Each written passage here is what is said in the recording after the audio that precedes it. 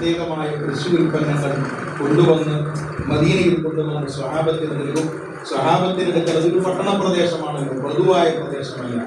അവിടെ കിട്ടുന്ന സാധനങ്ങൾ അദ്ദേഹത്തിന്റെ വാദിയത്തിലേക്ക് കൊണ്ടുപോവുകയും ചെയ്യും. ഒരിക്കൽ തിരുനബി സല്ലല്ലാഹു അലൈഹി വസല്ലമ വരുമ്പോൾ സാഹിർ റളിയല്ലാഹു തആല അൻഹു സ്വഹാബത്തിനോട് സംസാരിച്ചു കൊണ്ടിരിക്കുകയാണ്. അപ്പോൾ അല്ലാഹുവിന്റെ റസൂൽ പുറകിലൂടെ ഇങ്ങനെ പതുക്കെ വന്നു നമ്മളോട് ചോപ്പി കളിക്കുന്നത് പോലെ, കണ്ണുകുത്തി കളിക്കുന്നത് പോലെ, അദ്ദേഹത്തിന് വ്യക്തമല്ലാത്ത വിധത്തിൽ പുറകിലൂടെ കടന്നു വന്ന അല്ലാഹുവിന്റെ റസൂൽ സാഹിർ റളിയല്ലാഹു അൻഹുവിന്റെ രണ്ട് കണ്ണുകളും പൊത്തിപ്പിടിച്ചു എന്നാണ്. അതൊരു തമാശയാണ്. അത്തരം സന്ദർഭത്തിൽ വിവരങ്ങൾ സല്ലല്ലാഹു അലൈഹി വസല്ലം ഇതാരാണ് പിടിച്ചത് എന്ന് സാഹിർ തങ്ങൾക്ക് മനസ്സിലായില്ല. സാഹിർ തങ്ങൾ ചോദിച്ചു, ആരാണ് എന്റെ കണ്ണു പൊത്തിയത്? ആരാണ്? എന്നെ വിടൂ, എന്നെ ബുദ്ധിമുട്ടിക്കാതിരിക്കും എന്ന് വല്ലാതെ ശബ്ദമുണ്ടാക്കി. അപ്പോൾ വിവരങ്ങൾ പറഞ്ഞു, ആരാണ് 2 ദിർഹം നൽകിയിട്ട് ഈ അടിമയെ വാങ്ങുക? അടിമയല്ല സാഹിർ തങ്ങൾ അവരുകൾ. വിവരങ്ങളിൽ തമാശ ഉണ്ടാക്കുകയാണ്. എല്ലാവർക്കും അതിന്റെ പേരിൽ സന്തോഷമുണ്ടാകുന്നു. ആ സംഗമത്തിന് ആത്മീയമായ ബന്ധമുണ്ടാകുന്നു. ഹൃദയങ്ങളോട് അടുക്കുന്നു. അല്ലാഹുവിന്റെ റസൂലാണെന്ന് ശബ്ദസൗകുമാര്യത്തെ കൊണ്ട് സാഹിർ റളിയല്ലാഹു അൻഹു മനസ്സിലാക്കിയപ്പോൾ എന്റെ കണ്ണുകളിലാണല്ലോ വിവരങ്ങൾ കുത്തിപ്പിടിച്ചത്, എന്റെ ശരീരത്തിന്റെ ഭാഗം അല്ലാഹുവിന്റെ റസൂലിന്റെ പവിത്രമായ ശരീരത്തിലേക്കാണല്ലോ ചേർന്നു നിൽക്കുന്നത് എന്ന് ചിന്തിച്ചുകൊണ്ട് സാഹിർ തങ്ങൾ അവരുടെ അവസരം മുതലാക്കാൻ അവിടുത്തെ ശരീരത്തെ അല്ലാഹുവിന്റെ റസൂലിന്റെ ശരീരത്തോട് വിയർപ്പിന്റെ കണങ്ങളോട് നന്നായി ചേർത്തുരസി ആ ശരീരത്തിലേക്ക് അവിടുത്തെ അംശാംശം പറ്റാൻ വേണ്ടി വല്ലാതെ പരിശ്രമിച്ചു എന്നാണ്. അതാണ് സ്നേഹബന്ധത്തിന്റെ ആഴം. ഇവരങ്ങളോട് പറഞ്ഞു, നബിയെ, എന്നെ അടിമയായി അങ്ങാടിയിൽ കൊണ്ടുവന്ന് അങ്ങ് വിറ്റാൽ അങ്ങേക്ക് നഷ്ടം സംഭവിക്കും. ഞാൻ അങ്ങനെ വിലപിടിപ്പുള്ള ഒരടിമയല്ലല്ലോ. എന്റെ ശരീരം കാണാൻ ഭംഗിയില്ല. എന്റെ വികൃത രൂപമായ ഒരു ശരീരമാണ് റബ്ബിലേക്ക് നൽകിയത്. ഒരിക്കലുമല്ല സാഹിർ, നീ നഷ്ടം സംഭവിക്കുന്നവരല്ല. അള്ളാഹു നിന്നെ ജയിപ്പിക്കട്ടെ എന്ന് മുത്തുനബി മുഹമ്മദ് മുസ്തഫ സല്ലല്ലാഹു അലൈഹി വസല്ലമ തങ്ങളുടെ പ്രാർത്ഥനാർത്ഥത്തിന്റെ നിർവ്വഹണമുള്ള പരിമളമുള്ള വചനങ്ങൾ. ഇതെല്ലാമാണ് ഗ്രന്ഥങ്ങൾ എന്ന് പറഞ്ഞാൽ ബഹുമാനപ്പെട്ട തൊടിയൂർ ഉസ്താദ് അവர்கள் ആമുഖമായി ആ ഭാഷണത്തിന്റെ തുടക്കത്തിൽ ഒരു തമാശ പറഞ്ഞപ്പോൾ എന്റെ മനസ്സ് അങ്ങോട്ടേക്കാണ് സഞ്ചരിച്ചത്. നമ്മുടെ നേതാക്കൾ സ്നേഹത്തോടെ നമ്മളോട് ഇടപെടുകയും തമാശയോടെ ഇടപെടുകയും ആത്മാർത്ഥമായി ഇടപെടുകയും ചിലപ്പോൾ കാർക്കശ്യത്തിന്റെ ഭാഷയിൽ ഇടപെടുകയും അപ്പോഴും നമ്മുടെ സ്നേഹബന്ധങ്ങൾക്ക് തകരാറ് വരാൻ പാടില്ല. എനിക്ക് തോന്നുന്നു അടുത്ത് സംഘടനാ സെഷനുകളിൽ ചർച്ച നടക്കുമ്പോൾ അദ്ദേഹത്തിന് അറിയാമായിരിക്കും, പലപ്പോഴും കൂടുതൽ ഒച്ചയിട്ട് സംസാരിക്കുന്ന ആളുകളിൽ പെട്ടവരാണ് ഞാനാണ്. പക്ഷെ അപ്പോഴും വ്യക്തിബന്ധങ്ങൾക്ക് വരച്ചില്ല, സ്നേഹബന്ധങ്ങൾക്ക് തകരാറില്ല. ആത്മാർത്ഥമായി നമ്മൾ പറയുന്ന കാര്യങ്ങളെ ഒരർത്ഥത്തിൽ കേൾക്കാനും ഗൗനിക്കാനും ചിലപ്പോൾ നിർദ്ദയം തള്ളിക്കളയാനും ആധികാരികമായ സ്വാതന്ത്ര്യത്തോടെ അപ്രകാരം നമ്മൾ അന്യോന്യമാകുമ്പോൾ തന്നെ ഇങ്ങനെ ഒരുമിച്ചിരിക്കാനും ഇങ്ങനെ സംഗമിക്കുവാനും നമുക്കുള്ള വേദി അതാണ് ബഹുമാനപ്പെട്ട ദക്ഷിണ കേരള വിലമ. ഒരു പ്രസ്ഥാനം ഉണ്ടാകുമ്പോൾ ആ പ്രസ്ഥാനം ഒരു സംഘടന ഉണ്ടാക്കണമെന്ന് വിചാരിച്ചുകൊണ്ട് നമുക്കൊരു സംഘടന ഉണ്ടാക്കാം. പക്ഷെ അങ്ങനെ ഉണ്ടായ ഒരു സംഘടനയല്ല ബഹുമാനപ്പെട്ട ദക്ഷിണ കേരള ജമിയത്തുൽ ഉലമ. പലപ്പോഴും പരിശുദ്ധമായ ദീനുൽ ഇസ്ലാമിന്റെ പ്രവർത്തന വഴിയിൽ രൂപപ്പെട്ടിട്ടുള്ള പല കാര്യങ്ങളും സാഹചര്യത്തിന്റെ നിർബന്ധത്താൽ ഉണ്ടായിത്തീരുന്നതാണ്. എന്തുകൊണ്ടാണ് സാഹചര്യത്തിന്റെ നിർബന്ധത്താൽ ഉണ്ടായിത്തീരുന്നത് എന്ന് ചോദിച്ചാൽ മുത്തുനബി സല്ലല്ലാഹു അലൈഹി വസല്ലം അവിടുത്തെ ജീവിതത്തിൽ പറയാത്ത പ്രവർത്തിക്കാത്ത ഒരു കാര്യം അതെല്ലാം ബിദ്അത്താണല്ലോ, അതെല്ലാം പുതിയ കാര്യങ്ങളാണ്. പക്ഷെ ആ പുതിയ കാര്യങ്ങളായി പ്രവർത്തിക്കുന്ന ഒരു കാര്യം, കൊണ്ടുവരുന്ന ഒരു കാര്യം പരിശുദ്ധമായ ഖുർആനിനോടും തിരുസുന്നത്തിനോടും അല്ലാഹുവിന്റെ റസൂൽ സ്വല്ലല്ലാഹു അലൈഹി വസല്ലമ തങ്ങളുടെ ജീവിത വൃത്തത്തിൽ നിന്നും നമുക്ക് പകർന്നു നൽകിയിട്ടുള്ള പരിശുദ്ധമായ ദീനിന്റെ സന്ദേശങ്ങളിലേക്കും പൂർണ്ണമായി താനാത്മ്യം പ്രാപിക്കുന്നതാണെങ്കിൽ ആ ബിദ്അത്ത് പ്രവർത്തിക്കേണ്ട ബിദ്അത്താണ്, അല്ലാതെ പ്രവർത്തിക്കാൻ പാടില്ലാത്ത ബിദ്അത്തല്ല. അല്ലാഹുവിന്റെ റസൂലിന്റെ കാലഘട്ടത്തിൽ പരിശുദ്ധമായ ഖുർആനിന്റെ തദ്വീർ നടന്നിട്ടില്ലല്ലോ. നമുക്കെല്ലാവർക്കും അറിയും, പരിശുദ്ധമായ ഖുർആനിന്റെ തദ്വീർ അല്ലാഹുവിന്റെ റസൂലിന്റെ കാലഘട്ടത്തിൽ നടന്നിട്ടില്ല. സിദ്ദീഖുൽ അക്ബർ റളിയല്ലാഹു അൻഹുവിന്റെ കാലഘട്ടത്തിലാണ് കള്ളപ്രവാചകനാകുന്ന മുസൈലമത്തുൽ കദ്ദാബുമായി വളരെ വലിയ ഒരു സംഘടന ഉണ്ടാകുന്നത്. ആ സംഘടനത്തിന്റെ വേളയിൽ ധാരാളം സ്വഹാബാക്കൾ മരണപ്പെട്ടുപോയ സ്വഹാബാക്കൾ ചില്ലറക്കാരായിരുന്നില്ല. മരണപ്പെട്ടുപോയ സ്വഹാബാക്കളിൽ ധാരാളം ആളുകൾ പരിശുദ്ധമായ ഖുർആനിനെ മനഃപ്പാഠമിട്ട ഹാഫിളുകളായിരുന്നു. ഹാഫിളുകളായ ധാരാളം ഖുർആൻ മനഃപ്പാഠമിട്ട സ്വഹാബാക്കൾ മരണപ്പെട്ടു പോയപ്പോ അല്ലാഹുവിന്റെ റസൂലിന്റെ സ്വഹാബാക്കളിൽപ്പെട്ട അഗ്രേസരായ പണ്ഡിതന്മാരായ സ്വഹാബാക്കളിൽ ഉന്നതസ്ഥാനികരായ ആളുകൾ വന്നുകൊണ്ട് സിദ്ദീഖുൽ അക്ബർ തങ്ങളോട് പറയുന്നുണ്ട്, അവിടുത്തെ ഖിലാഫത്തിന്റെ കാലഘട്ടം മുത്തുനബിതങ്ങൾക്ക് ശേഷമുള്ള ഖിലാഫത്താണ്. ഖിലാഫത്ത് എന്ന് പറഞ്ഞാൽ തന്നെ പ്രതിനിധീകരണം എന്നാണ് ആ വാക്കിന്റെ അർത്ഥം. അത് ചുമ്മാ പ്രതിനിധീകരണമല്ല. ബഹുമാനപ്പെട്ട സിദ്ദീഖുൽ അക്ബർ തങ്ങളുടെയും ഉമർ ഇബ്നുൽ ഖത്താബ് തങ്ങളുടെയും ഉസ്മാൻ ഇബ്നു അഫ്ഫാൻ തങ്ങളുടെയും അലി ഇബ്നു അബീ ത്വാലിബ് തങ്ങളുടെയും ശേഷം 6 മാസ കാലഘട്ടം മാത്രം പരിമിതമായി നീണ്ടു നിൽക്കുന്ന ഹസൻ ഇബ്നു അലി റളിയല്ലാഹു അൻഹുവിന്റെയും ഭരണകാലഘട്ടം അത് 30 വർഷമാണ്. നബിതങ്ങൾ പറഞ്ഞിട്ടുണ്ട്, അൽ ഖിലാഫത്തു ബഅദി 30 സന, എനിക്ക് ശേഷം യഥാർത്ഥ ഖിലാഫത്തിന്റെ കാലഘട്ടം അത് 30 വർഷ കാലഘട്ടമാണ് എന്ന്. എന്താണ് യഥാർത്ഥ ഖിലാഫത്തിന്റെ കാലഘട്ടം എന്ന് പറഞ്ഞാൽ? അല്ലാഹുവിന്റെ റസൂലിന്റെ പരിശുദ്ധമായ സുന്നത്തിനോട് ഒരൽപ്പം പോലും വ്യതിചലിക്കാതെ, ഒരു വ്യതിചലിക്കലിന്റെ ശായിബത്ത് പോലും ഇല്ലാതെ എന്നാണ് വിശ്വാസശാസ്ത്രത്തിന്റെ പണ്ഡിതന്മാർ അതിനെക്കുറിച്ച് രേഖപ്പെടുത്തിയത്. അങ്ങനെയുള്ള ഖിലാഫത്തിന്റെ കാലഘട്ടമാണ് സിദ്ദീഖുൽ അക്ബർ തങ്ങളുടെ കാലഘട്ടം. സിദ്ദീഖുൽ അക്ബർ തങ്ങളുടെ പരിസരത്ത് വന്നിട്ട് സ്വഹാബാക്കൾ പറയുന്നത് ഖുർആൻ മുദവ്വനാക്കണമെന്നാണ്. ഖുർആൻ അത് ലിഖിത രൂപത്തിൽ രേഖയിട്ടുകൊണ്ട് സൂക്ഷിക്കണം. ധാരാളം ഹാഫിലിങ്ങൾ മൺമറഞ്ഞു പോകുന്നു. സിദ്ദീഖുൽ അക്ബർ തങ്ങളുടെ മനസ്സതിലേക്ക് വന്നില്ല. അവിടെ നിന്ന് വല്ലാതെ ബേജാറായി. എന്താണ് പ്രശ്നം? അല്ലാഹുവിന്റെ റസൂൽ ചെയ്തിട്ട് പോകാത്ത ഒരു കാര്യമാണ്, നബിതങ്ങൾ പ്രവർത്തിക്കാത്ത ഒരു കാര്യമാണ്, നബിതങ്ങൾ അങ്ങനെ ചെയ്യണമെന്ന് പ്രത്യേകമായി നിർദ്ദേശിക്കാത്ത ഒരു കാര്യമാണ്. എങ്ങനെയാണ് ഞാൻ ഇത് ചെയ്യുക? അല്ലാഹുവിന്റെ റസൂൽ ചെയ്യാത്ത ഒരു കാര്യം എന്റെ പ്രവൃത്തി ഫലത്തിൽ അവിടത്തിന്റെ ജീവിതത്തോട്, എന്റെ ജീവിതത്തിന്റെ മുഴുവൻ വൃത്താന്തങ്ങളും ഖിലാഫത്ത് പൂർണ്ണമാകാൻ ഒത്തു നിൽക്കേണ്ടതുണ്ട്, ചേർന്ന് നിൽക്കേണ്ടതുണ്ട്. താതാത്മ്യം, സമഞ്ജസ സമ്മേളനം ആ ജീവിതത്തോട് എന്റെ ജീവിതത്തെ കൊണ്ട് സംഭവ്യമാകേണ്ടതുണ്ട്. അങ്ങനെയാകുമ്പോൾ എപ്രകാരമാണ് ഞാൻ പരിശുദ്ധമായ ഖുർആനിന്റെ തദ്ബീർ ചെയ്യുക? പലവട്ടം പറഞ്ഞപ്പോൾ അവിടത്തിന്റെ മുശാവറകൾ, ആ സ്വഹാബത്തിന്റെ ഒന്നാകെ മുശാവറകളും സിദ്ദീഖുൽ അക്ബർ തങ്ങളുടെ ഖൽബിന്റെ ഈമാനും ചേർത്ത് വെച്ചാൽ സിദ്ദീഖുൽ അക്ബർ തങ്ങളുടെ ഖൽബിന്റെ ഈമാനിനാണ് ഭാരം കൂടുക. അതാണ് സിദ്ദീഖുൽ അക്ബർ തങ്ങളുടെ പദവി. അവിടത്തെ ഈമാൻ അത്ര ഉന്നതമാണ്, ഔലയാണ്, ഏറ്റവും ഉന്നതമായ ദറജയിലാണ്. അതുകൊണ്ടാണ് അല്ലാഹുവിന്റെ അമ്പിയാക്കൾക്ക് ശേഷം അമ്പിയാക്കളുടെ പ്രബോധിതമായ ആദ്യാദ്യ പ്രബോധിതരാകുന്ന മുഴുവൻ അമ്പിയാക്കളുടെയും അസ്ഹാബിനെ എടുത്താൽ എല്ലാ അമ്പിയാക്കളുടെയും അസ്ഹാബുകളിൽ ഒന്നാം സ്ഥാനമുള്ളത് ബഹുമാനപ്പെട്ട സിദ്ദീഖുൽ അക്ബർ റളിയല്ലാഹു അൻഹുവിനാണ്. അനവധിയായ മുശാറകളുടെ പരിശുദ്ധമായ ഖുർആനിന്റെ അഭിഫാലത്തിന്, സുയാനത്തിന് അപ്രകാരം ഒരു നടപടിക്രമം അനിവാര്യമാണെന്ന് അവിടത്തെ കൽബ് കൊണ്ടും ബോധ്യപ്പെട്ട സന്ദർഭത്തിലാണ് പരിശുദ്ധമായ ഖുർആനിന്റെ തദ്ബീർ സംഭവിക്കുന്നത്. ആ ഖുർആനിന്റെ തദ്ബീർ മുതൽ ഉമർ ഇബ്നുൽ ഖത്താബ് തങ്ങളുടെ കാലഘട്ടത്തിൽ ആണല്ലോ ഇസ്ലാമിക് കലണ്ടർ അതെങ്ങനെയാകണമെന്ന ചർച്ചയുണ്ടാകുന്നത്. അവിടുത്തെ ഖിലാഫത്തിന്റെ കാലഘട്ടം നമ്മൾ അണ്ടർലൈൻ ചെയ്യേണ്ടതാണ്. സിദ്ദീഖുൽ അക്ബർ തങ്ങളുടെ ഖിലാഫത്തിന്റെ കാലഘട്ടം 2 ചില്ലുവാനും വർഷം മാത്രമാകുമ്പോൾ ബഹുമാനപ്പെട്ട ഉമർ ഇബ്നുൽ ഖത്താബ് തങ്ങൾ അവர்கள் ഒരു 10 പതിറ്റാണ്ടിലധികം കാലഘട്ടമാണ് ഇസ്ലാമിക ലോകത്തിന് നേതൃത്വം നൽകിയത്. ഉമർ തങ്ങളുടെ ഖിലാഫത്തിന്റെ കാലഘട്ടത്തെ കുറിച്ച് പറയാറുണ്ട്. എന്താണെന്നോ, ആ ഒരു 10 പതിറ്റാണ്ട് കാലഘട്ടത്തെ കൊണ്ടാണ് പരിശുദ്ധമായ ഖുർആനിന്റെ ദീനിന്റെ സന്ദേശം അല്ലാഹുവിന്റെ റസൂൽ പറഞ്ഞു വച്ചിട്ടുണ്ട്. ഞാൻ എന്റെ ജീവിതത്തിന്റെ ദൗത്യം പൂർത്തീകരിച്ചപ്പോൾ ആ ദഅവത്ത് ലോകത്തേക്ക് എല്ലായിടത്തേക്കും സമ്പൂർണ്ണമായി എത്തിച്ചേർന്നിട്ടുണ്ട്. അതങ്ങനെ അനവരതം തുടരുക എന്ന പ്രതിഭാസവും പ്രവർത്തനവും മാത്രമാണ് ലോകത്തിന് ഇനി അനിവാര്യമായിട്ടുള്ളത്. അതങ്ങനെ തുടർന്ന് ലോകത്തേക്ക് പടർന്ന് പരിലസിച്ച ഒരു കാലഘട്ടം അത് ഉമർ ഇബ്നുൽ ഖത്താബ് തങ്ങളുടെ ഒരു 10 പതിറ്റാണ്ടിലധികം നീണ്ടു നിൽക്കുന്ന കാലഘട്ടമായിരുന്നു. പല സ്ഥലങ്ങളിലും വാരിയായി ബഹുമാനപ്പെട്ടവർ ഗവർണറായി നിയമിച്ച ആളുകൾ അല്ലാഹുവിന്റെ റസൂലിന്റെ 2ാമത്തെ ഖലീഫയോട് സംശയം ചോദിച്ചു. ചിലപ്പോൾ കത്തിൽ മുഹറം എന്ന് കാണുന്നു, സഫർ എന്ന് കാണുന്നു, റബീഉൽ അവ്വൽ എന്ന് കാണുന്നു. ഏത് മുഹറമാണ്? പോയ മുഹറമാണോ, വരാനിരിക്കുന്ന മുഹറമാണോ, ഏത് സഫറാണെന്നുള്ള കാര്യത്തിൽ ഒരു വർഷപരിഗണനയിൽ ഒരു തിട്ടപ്പെടലില്ലാതെ ഈ കാര്യത്തിന്റെ വർഷക്കണക്കുകൾ കൃത്യമാകുന്നില്ല. അതിനാൽ ഒരു കലണ്ടർ കൃത്യമായ മാനദണ്ഡങ്ങളിൽ ഉണ്ടാകണമെന്ന് പറയുമ്പോൾ ഉമർ ഇബ്നുൽ ഖത്താബ് റളിയല്ലാഹു അൻഹു സ്വഹാബത്തിനെ വിളിച്ചു കൂട്ടുന്നുണ്ട്. ഏതാണ് മാനദണ്ഡമാക്കേണ്ടത് എന്ന സംശയം ഉന്നയിക്കുന്നുണ്ട്. പലരും പല അഭിപ്രായങ്ങൾ പറയുന്നുണ്ട്. ആനക്കലഹത്തെ പറഞ്ഞവരുണ്ട്. അല്ലാഹുവിന്റെ റസൂലിന്റെ പരിശുദ്ധമായ ആ പിറവിയെ സംബന്ധിച്ച് മാനദണ്ഡമാക്കാമെന്ന് പറഞ്ഞവരുണ്ട്. അല്ലാഹുവിന്റെ റസൂലിന്റെ ബിഅസത്ത്, പവിത്രമായ നിയോഗത്തെ മാനമാക്കാമെന്ന് പറഞ്ഞവരുണ്ട്. അല്ലാഹുവിന്റെ റസൂലിന്റെ മക്കത്തുൽ മുകറമയിൽ നിന്നും മദീനത്തുൽ മുനവ്വറയിലേക്കുള്ള പലായനം അതിനെ മാനദണ്ഡമാക്കാമെന്ന് പറഞ്ഞവരുണ്ട്. ഉമർ തങ്ങളാണ് പറഞ്ഞത്. ഉമർ റളിയല്ലാഹു തആല അൻഹുവിനെ കുറിച്ച് അല്ലാഹു റസൂൽ പറഞ്ഞിട്ടുണ്ടല്ലോ, അവ്വലു മൻ സാഫഹുൽ ഹഖ് ഉമർ അൽ ഹഖ് നതഖ ബിലിസാനി ഉമർ. ഹഖ് ഉമർ ഇബ്നുൽ ഖത്താബ് തങ്ങളുടെ നാവ് കൊണ്ട് സംസാരിക്കുന്നു. ഹഖ് ഒരു സദസ്സിലേക്ക് കടന്നു വന്നാൽ എന്റെ സ്വഹാബാക്കളിൽ ആദ്യം മുസാഫഹ ചെയ്യുന്നവരിൽ പെട്ടവരാണ് എന്റെ രണ്ടാമത്തെ ഖലീഫയായി പിന്നീട് വന്ന ഉമർ ഇബ്നുൽ ഖത്താബ് തങ്ങൾ എന്നല്ലാഹു റസൂൽ അവിടുത്തെ തിരുനാവ് കൊണ്ട് എന്തെല്ലാം ജീവിതത്തിൽ വരുന്നുണ്ടോ അതെല്ലാം മുമ്പേ അല്ലാഹുവിന്റെ റസൂൽ പറഞ്ഞു വെച്ചിട്ടുണ്ട്.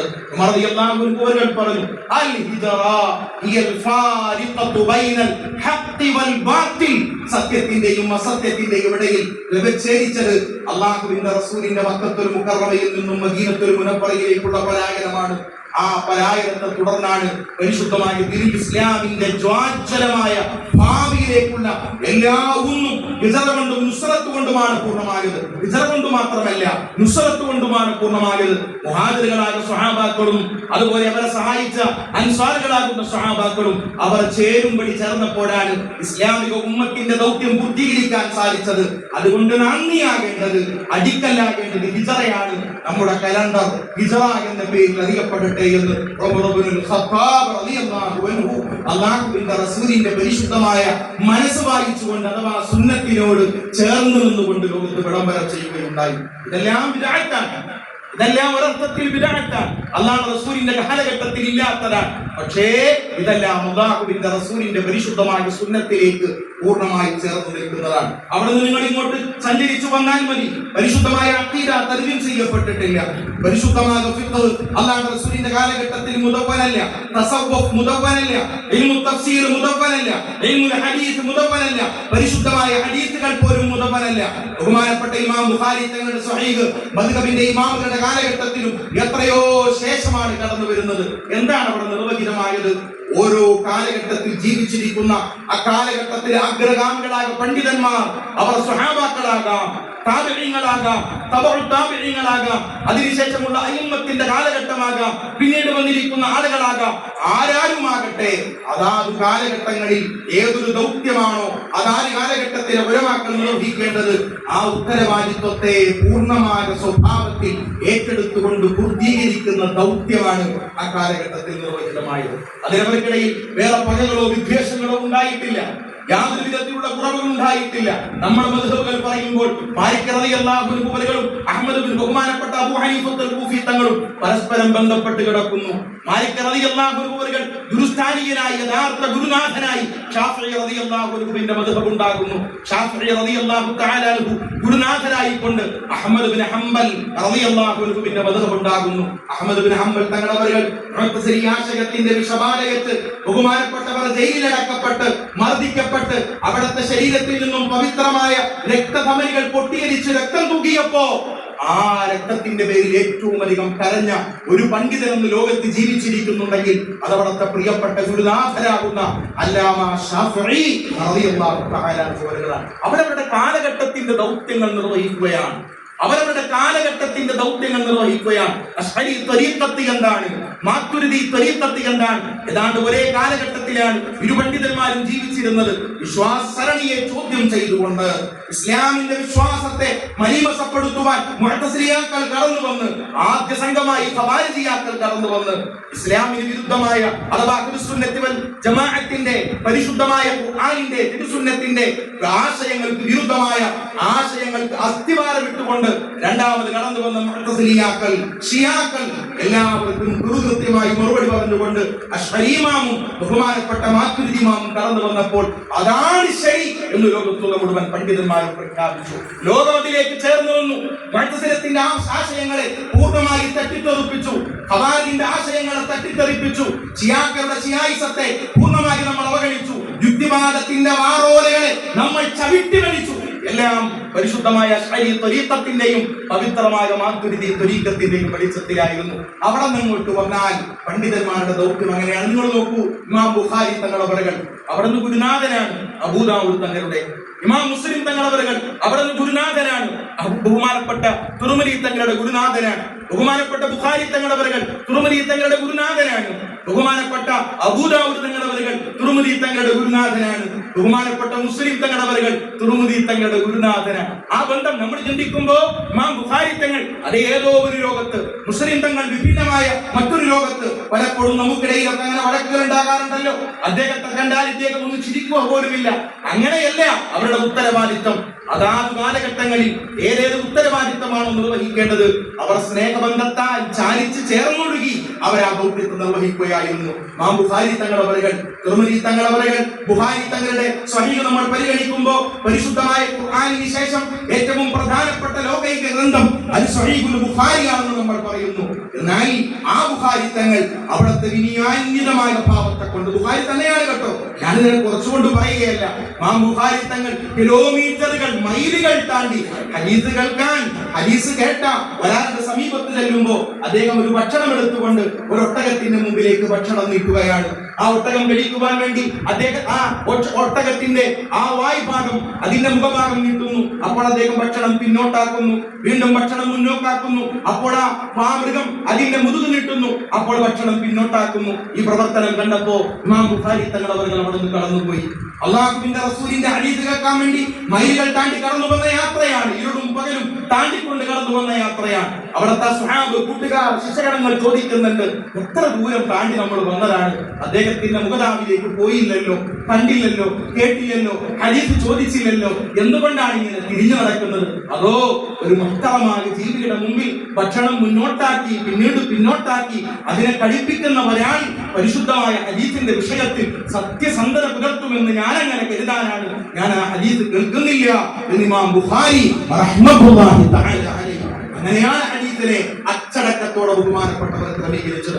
ആ ഇമാം ബുഖാരി തങ്ങളവറുകൾ അവിടുത്തെ സരിസൽ ഹദീസ് കേട്ടവരാണ്. ഇമാം തുർമിദി തങ്ങളവറുകൾ, ആ തുർമിദി തങ്ങളവറുകൾ ശിഷ്യരാകുമ്പോൾ അവിടുത്തെ ഗവേഷണ കൊടുത്തം, അവിടുത്തെ കണ്ടെത്തലുകൾ, അവിടുത്തെ പരിശ്രമങ്ങൾ, അവിടുത്തെ ചിന്താധാരകൾ അതെല്ലാം ബുഖാരി തങ്ങൾ ശിഷ്യനെ, ഉസ്താദ് മാത്രമല്ലല്ലോ, ഉസ്താദിനെ ശിഷ്യനും പഠിപ്പിക്കും. ചോദ്യങ്ങളിലൂടെ, അന്വേഷണങ്ങളിലൂടെ, നന്നായി ചോദിക്കുന്ന നാവ് ഒരു ശിഷ്യനുണ്ടെങ്കിൽ, നന്നായി ഗ്രഹിക്കുന്ന ഒരു ഹൃദയം, ഒരു ബുദ്ധി ഒരു ശിഷ്യനുണ്ടെങ്കിൽ, ഗുരുനാഥൻ ശിഷ്യനെ മാത്രമല്ല ശിഷ്യരിൽ നിന്നും ഗുരുനാഥനും പഠിക്കാനുണ്ടാകും. ബഹുമാനപ്പെട്ട ഇമാം തുർമിദി തങ്ങളോട് ഇമാം ബുഖാരി തങ്ങൾ പറയുകയാണ്, മൻ ദഫഅതു ബിക അക്സറു മിമ്മൻ ഇൻദഫഅത ബിഹി യാ അബൂ ഈസാ, എന്റെ പ്രിയപ്പെട്ട അബൂ ഈസാ, നിങ്ങൾ എന്നെ കൊണ്ട് പ്രയോജനമെടുത്തതിനേക്കാൾ വളരെ കൂടുതലാണ് എന്റെ ശിഷ്യരാകുന്ന നിങ്ങളെ കൊണ്ട് ഞാനെടുത്ത പ്രയോജനം എന്ന് പറയാൻ മാത്രം ബഹുമാനപ്പെട്ട ഇമാം ബുഖാരി റളിയല്ലാഹു അൻഹു. ആ ബന്ധങ്ങൾ നിങ്ങൾ നോക്കൂ. അവർ ആ കാലഘട്ടത്തിന്റെ ദൗത്യം ഹദീസുകളെ, സ്വഹീഹായ ഹദീസുകളെ ക്രോഡീകരിക്കുക എന്ന ദൗത്യം നിർവഹിച്ചവരാണ്. അവിടെയാണ് ബഹുമാനപ്പെട്ട ദക്ഷിണ കേരള ജംഇയ്യത്തുൽ ഉലമയിലേക്ക് നമ്മൾ വരേണ്ടത്. കേരളം എന്ന് പറയുന്ന സംസ്ഥാനം, ദീനീ പ്രബോധനം നടന്നു പോകുന്ന സംസ്ഥാനം. ആദ്യം വടക്കൻ കേരളത്തിലേക്കാണ് നിങ്ങൾ നോക്കേണ്ടത്. അന്ന് വടക്കൻ കേരളം, മലബാർ എന്ന് പറയുന്നത് മദ്രാസ് പ്രസിഡൻസിയുടെ കീഴിലാണ്. അത് കേരളത്തിന്റെ ഭാഗമല്ല. കൊച്ചി എന്ന് പറയുന്ന പ്രദേശമാണ് ഇങ്ങോട്ട്. തിരുകൊച്ചി ജംഇയ്യത്തുൽ ഉലമ എന്നാണല്ലോ നമ്മുടെ പ്രസ്ഥാനത്തിന്റെ ആദ്യ നാമം തന്നെ. മലബാർ പ്രദേശത്ത് അവിടെ 1921 കലാപം നിങ്ങൾക്കറിയാമല്ലോ. നമ്മളെല്ലാവരും അത് കണ്ടവരാണ്, വായിച്ചവരാണ്, മനസ്സിലാക്കിയവരാണ്. 1921 ആ അതിഭയാനകമായ കലാപം. ആ കലാപത്തിൽ ഒരുപാട് പ്രശ്നങ്ങൾ ഉണ്ടായി. ചില ആളുകളൊക്കെ നാട് വിട്ടോടി. ഒരുപാട് മുസ്ലിങ്ങൾ, നല്ല പണ്ഡിതന്മാർ, പരിശുദ്ധമായ ദീനിന്റെ ആഴങ്ങളിൽ അറിഞ്ഞ പണ്ഡിതന്മാർ, വിശിഷ്യ ലോകാടിസ്ഥാനത്തിൽ ഖിലാഫത്തിനെ തകർക്കുവാൻ ബ്രിട്ടീഷ് ഗവൺമെന്റ് നീങ്ങിയപ്പോൾ ആ ഖിലാഫത്തിന്റെ സംസ്ഥാപനത്തിന് വേണ്ടി മുദ്രാവാക്യം മുടക്കിക്കൊണ്ട് ഇറങ്ങിത്തിരിച്ച അഹ്ലുസുന്നത്തിന്റെ പണ്ഡിതന്മാർ, അവരുടെ വാക്കുകൾ കേട്ടുകൊണ്ട് രംഗത്ത് വന്ന സാധാരണക്കാരായ പ്രവർത്തകർ, നൂറുകണക്കിന് ആളുകളെയാണ് ബ്രിട്ടീഷ് പട്ടാളം കൊന്നൊടുക്കിയത്. ആ കൂട്ടത്തിൽ ഒരു സംഘം ആളുകൾ മലബാറിൽ നിന്നും കൊടുങ്ങല്ലൂരിൽ വന്ന് ഒരു കൂട്ടം പണ്ഡിതന്മാർ, ചെറിയ ആളുകളല്ല, അവിടെ ഗുരുനാഥന്മാർ ചെറിയ ആളല്ല. ബഹുമാനപ്പെട്ട ചാരികത്ത് കുഞ്ഞ് അഹ്മദ് ഹാജി അൽ ഉസ്താദ് നവ്വറല്ലാഹു മർഖദ എന്ന് പറഞ്ഞാൽ വേറൊരു ബാഖിയാത്തുസ് സ്വാലിഹാത്തിൽ നിന്നും ആദ്യമായി ബാഖവി സനദെടുത്ത് കേരളത്തിലേക്ക് വന്ന പണ്ഡിതന്മാരുടെ കൂട്ടത്തിൽപ്പെട്ടവരാണ്. എല്ലാ ഫന്നും കൈകാര്യം ചെയ്യുന്നവരാണ്. ഇൽമുൽ തഫ്സീർ, ഇൽമുൽ ഹദീസ്, ഇൽമുൽ ഫിഖ്ഹ്, ഇൽമുൽ തസവ്വുഫ് എന്നൊക്കെ പറയുമ്പോൾ നമ്മളൊക്കെ സാധാരണ പറയുന്നതാണല്ലോ. ഇൽമുൽ മന്തിഖ്, ഇൽമുൽ മആനി, ജിഹത്തുൽ ഖിബ്ല, സുമൂത്തുൽ ഖിബ്ല, ഹിസാബുൽ ഔഖാത്ത്, എല്ലാ കാര്യങ്ങളിലും അതിഗഹനമായ അറിവുണ്ടായിരുന്ന മഹാപണ്ഡിതൻ. ആ പണ്ഡിതന്റെ പാണ്ഡിത്യത്തിന്റെ മുമ്പിൽ കേരളത്തിലെ മുത്തഅല്ലിമീങ്ങൾ അത്ഭുതത്തോടുകൂടെ നിന്നപ്പോഴാണ് അവിടെ നിന്നാണ് പഠിച്ചത്. അവിടെ നിന്ന് പഠിച്ചത് വേറൂർ ബാഖിയാത്തുസ് സ്വാലിഹാത്തിൽ നിന്നാണ് എന്ന് പറയപ്പെട്ടപ്പോഴാണ് കേരളത്തിൽ നിന്നും മഹാപണ്ഡിതന്മാരുടെ ഒടുക്ക് പിന്നീട് വേറൂർ ബാഖിയാത്തുസ് സ്വാലിഹാത്തിലേക്ക് ഉണ്ടായത്. ആ ചാരികത്ത് കുഞ്ഞ് അഹ്മദ് ഹാജി ഉസ്താദ് അവர்கள் നവ്വറല്ലാഹു മർഖദ, ബഹുമാനപ്പെട്ടവരുടെ പ്രഗൽഭ ബഹുമാനപ്പെട്ട ഖുതുബി മുഹമ്മദ് മുസ്ലിയാർ ലോകത്തിലെ സമസ്തയുടെയും ബഹുമാനപ്പെട്ട ദക്ഷിണ കേരള ജംഇയ്യത്തുൽ സ്ഥാപക നേതാക്കളാകുന്ന മുഴുവൻ പണ്ഡിതന്മാരുടെയും ഗുരുസ്ഥാനികരാണല്ലോ ബഹുമാനപ്പെട്ട ഖുതുബിയോർ അവர்கள்.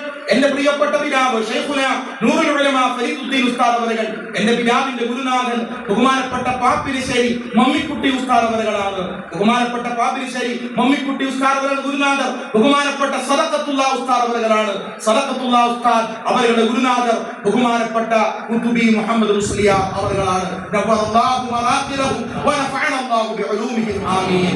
അക്കാലഘട്ടത്തിൽ ആ ഖുതുബി തങ്ങൾക്ക് ജന്മം നൽകിയ പണ്ഡിതനാണ് ശാരീരികത്ത് അവர்கள். പക്ഷേ അവിടുത്തെ ദർസിൽ പഠിച്ച് വന്നിരാകെ തൊടിയൂർ ഉസ്താദ് പറഞ്ഞതുപോലെ ചില ആളുകൾ കുരുത്തം കെട്ടുപോയി. അതിൽപ്പെട്ട ആളുകളിൽപ്പെട്ടവരാണ് ഈ മൊയ്തു മൗലവി, കെ മുഹമ്മദ് മൗലവി, കെ എം മുഹമ്മദ് മൗലവി. രണ്ടുപേരും മുഹമ്മദ് ആയതുകൊണ്ട് കെ മൗലവി എന്ന പേരിലും കെ എം മൗലവി എന്ന പേരിലും അവർ അറിയപ്പെടുന്നു. അവർ കൊടുങ്ങല്ലൂരിൽ വന്ന് തമ്പടിച്ചു. അവർ ഒരു സംഘടനാ പ്രവർത്തനത്തിന് രൂപം നൽകി. ആ സംഘടനാ പ്രവർത്തനത്തിന്റെ രൂപമാണ് മുസ്ലിം ഐക്യ സംഘം എന്ന് പറയുന്നത്. 1922 ഈ സംഘടനയുടെ പ്രവർത്തനം ഉണ്ടാകുമ്പോൾ എല്ലാ മുസ്ലിങ്ങളും അതിനെ അംഗീകരിച്ചു. എല്ലാവരും അതിനെ ഇഷ്ടപ്പെട്ടു. അവർ ചില അഭിപ്രായങ്ങളൊക്കെ അങ്ങിങ്ങായി പറയാൻ തുടങ്ങിയപ്പോ യഥാർത്ഥ ഉലമാക്കൾ അഹ്ലുസുന്നയുടെ പണ്ഡിതന്മാർക്ക് അസ്വസ്ഥതയായി. നിങ്ങൾ എന്താണ് ഈ പറയുന്നത്? പരിശുദ്ധമായ ദീനിന് വിരുദ്ധമായി, സുന്നത്ത് ജമാഅത്തിന്റെ മഖ്ദൂമി പാരമ്പര്യത്തിന് വിരുദ്ധമായി, ഇസ്ലാമിന്റെ അജയ്യമായ പ്രോജ്വലമായ സംസ്കൃതിക്ക് വിരുദ്ധമായി നിങ്ങൾ സംസാരിക്കുകയാണോ എന്ന് ചോദ്യപ്പാടും. ഇല്ല, ഞങ്ങൾ അങ്ങനെയൊന്നും സംസാരിക്കുന്നവരല്ല, നാം എല്ലാം ഒന്നല്ലേ എന്ന് പറഞ്ഞുകൊണ്ട് ഉലമാക്കളെ ആദ്യഘട്ടത്തിൽ പറ്റിക്കാൻ അവർക്ക് സാധിച്ചു. അതിനുശേഷം രണ്ടാമത്തെ യോഗം അവർ ചേരുന്നത് നമ്മുടെ തെക്കൻ കേരളത്തിൽപ്പെട്ട ആലുവയിലാണ്. 1924 ആലുവയിൽ അവർ ഒരുമിച്ചുകൂടി. 24-25 ഘട്ടങ്ങളിൽ അനവധി വട്ടം അവർ ആലുവയിൽ ഒരുമിച്ചുകൂടി. അങ്ങനെ കേരള ജംഇയ്യത്തുൽ ഉലമ എന്ന് പറയുന്ന പണ്ഡിത പ്രസ്ഥാനത്തിന് അവർ രൂപം നൽകി. കേരള ജംഇയ്യത്തുൽ ഉലമ നിങ്ങൾ ആദ്യം ആലോചിക്കേണ്ടതാണ്, അടിവരയിടേണ്ടതാണ്. ആ പ്രാസ്ഥാനിക പ്രവർത്തനങ്ങളിൽ സുന്നത്ത് ജമാഅത്തിന്റെ പണ്ഡിതന്മാരും ആദ്യമാരും ചേർന്നു നിന്നു. അവർ സുന്നത്ത് ജമാഅത്തിന്റെ ആശയാദർശങ്ങൾക്ക് വിരുദ്ധമല്ല, അശ്അരി ത്വരീഖത്തിന് വിരുദ്ധമല്ല, ബഹുമാനപ്പെട്ട മാതുരിദി ത്വരീഖത്തിന് വിരുദ്ധമല്ല, നാല് മദ്ഹബുകൾക്കും വിഭിന്നമായ സമീപനം സ്വീകരിക്കുന്നവരല്ല എന്ന നിലയിൽ അവർ മുന്നോട്ട് വന്നപ്പോ അവരെ സ്വീകരിക്കാൻ വടക്കൻ കേരളത്തിലെയും തെക്കൻ കേരളത്തിലെയും ഉലമാക്കൾക്ക് വിമുഖതയുണ്ടായില്ല. പക്ഷേ പിന്നീട് പോകെ ആ ഇസ്ലാമികമായ സംസ്കാരത്തിന്റെ ഭാഗമായി നമ്മൾ നടത്തുന്ന മൗലിദുകൾ, നമ്മുടെ റാത്തിബത്തുകൾ, നമ്മുടെ സിയാറത്തുകൾ, മഹാന്മാരോടുള്ള ആദരവുകൾ, അതിനെല്ലാം പുറങ്കാല് കൊണ്ട് തട്ടി അവിടെ 1920 കാലഘട്ടങ്ങളിൽ ഗൾഫ് നാടുകളിൽ പടർന്നു പിടിച്ച് രാഷ്ട്രീയ സംവിധാനത്തിലേക്ക് വളർന്നു വന്ന മുഹമ്മദ് ബിൻ അബ്ദുൽ വഹാബിന്റെ നേതൃത്വത്തിലുള്ള വഹാബിയത്ത് ആശയമാണ് ഈ സംസ്ഥാനത്ത് വളർത്തിയെടുക്കുവാൻ ഇവർ ശ്രമിക്കുന്നത് എന്ന് മനസ്സിലാക്കിയപ്പോ ആ മഹാപണ്ഡിതന്മാർ 1926 നമ്മുടെ ജനനത്തീയതി പോലെ ജൂൺ മാസം 26-ാം തീയതി കോഴിക്കോട് വലിയ പള്ളി ജുമാഅത്ത് പള്ളിയിൽ അവരെല്ലാവരും ഒരുമിച്ചുകൂടി ബഹുമാനപ്പെട്ട വരക്കൽ മുല്ലക്കോയ തങ്ങളുടെ നേതൃത്വത്തിൽ അവർ ഒരു പണ്ഡിത പ്രസ്ഥാനത്തിന് രൂപം നൽകി. ആ പ്രസ്ഥാനത്തിന്റെ പേരാണ് കേരള ജംഇയ്യത്തുൽ ഉലമ. രജിസ്റ്റർ ചെയ്യാൻ വേണ്ടി ചെന്നപ്പോ അതിനു മുമ്പേ ഇവർ വിദഅത്തിന്റെ സംഘടനയുടെ പേരായി കേരള ജംഇയ്യത്തുൽ ഉലമ രജിസ്റ്റർ ചെയ്തിട്ടുണ്ട്. ഒരേ പേരിൽ രണ്ട് സംഘടനകൾ രജിസ്റ്റർ ചെയ്യാൻ സാധിക്കുകയില്ലല്ലോ. അതുകൊണ്ട് ആ സംഘടനയുടെ രണ്ടാമത് രജിസ്റ്റർ ചെയ്യാൻ വേണ്ടി ചെന്ന സംഘടനയുടെ പേര് മാറ്റി അതിന്റെ പേരാണ് ബഹുമാനപ്പെട്ട സമസ്ത കേരള ജംഇയ്യത്തുൽ ഉലമ.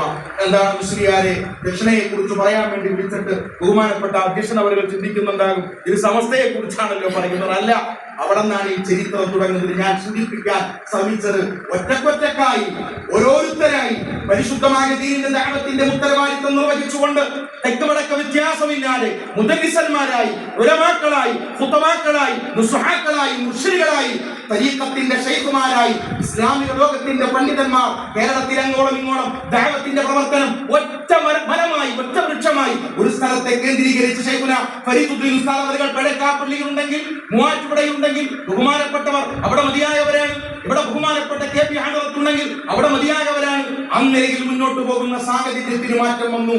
എന്താണ് മാറ്റം? സംഘടിതമായി വിദഅത്തിന്റെ ആശയം പ്രചരിപ്പിക്കുവാൻ ശ്രമിക്കുന്നു എന്ന് വന്നപ്പോൾ ഇതിന്റെ യഥാർത്ഥ ആശയം പറയാൻ ഒരു സംഘടന അനിവാര്യമായി വന്നു. അതാണ് ഞാൻ ആദ്യമേ സൂചിപ്പിച്ചത്. അനിവാര്യതകളിലാണ് നമ്മുടെ പണ്ഡിതന്മാർ ഇടപെട്ടിട്ടുള്ളത്. അനിവാര്യതകളിലാണ്. അല്ലെങ്കിൽ ഒരു ചോദ്യമല്ലേ, എന്തുകൊണ്ട് ദക്ഷിണ കേരള ജംഇയ്യത്തുൽ ഉലമ, എന്തിനാണ് സമസ്ത കേരള ജംഇയ്യത്തുൽ ഉലമ?